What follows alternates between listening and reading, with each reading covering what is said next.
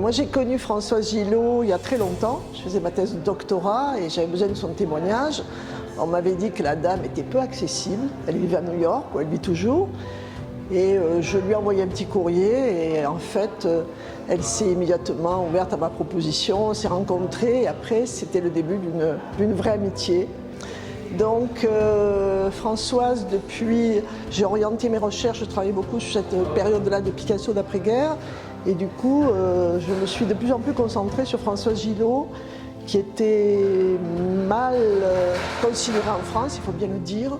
Elle a eu des épreuves terribles, parce qu'elle a osé quitter Picasso, elle l'a payé très cher. Et du coup, j'ai trouvé une femme formidable, même un peu exceptionnelle, je dois le dire. Et de plus en plus, j'ai orienté mes recherches sur elle et sur son œuvre.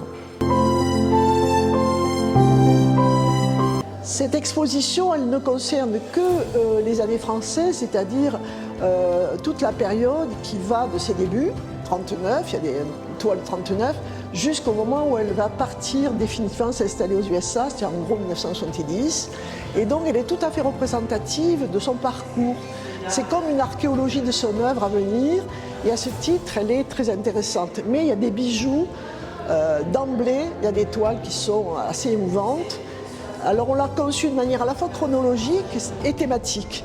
Là on est dans une partie de l'expo, la première qui concerne l'enfance, les enfances, puis il y a les autoportraits, puis il y a les fameuses cuisines qui a valu sa célébrité, et en haut on a tout le cycle égéen du labyrinthe, du thème de labyrinthe, où elle se cherche, elle a quitté Picasso, et puis elle va se trouver, on a ouvert une perspective américaine, quelques toiles de l'époque américaine.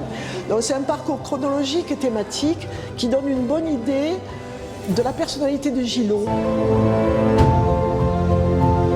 Alors récemment depuis 2 ans, elle ne peint plus parce que vous savez, elle a 100 ans, elle peint des grands formats, il y a un effort physique, une maîtrise du geste qu'elle n'a plus. Je crois que c'est une grande tristesse pour elle. Elle continue à faire des petits dessins pour elle parce que c'est son carnet de bord, hein, elle a toujours dessiné pour elle. Mais les grands formats, elle aime les grands formats, la peinture c'est quelque chose de très physique, elle le dit elle-même. Elle, depuis 2 ans, elle ne le fait plus, mais elle a peint jusque très tard, oui.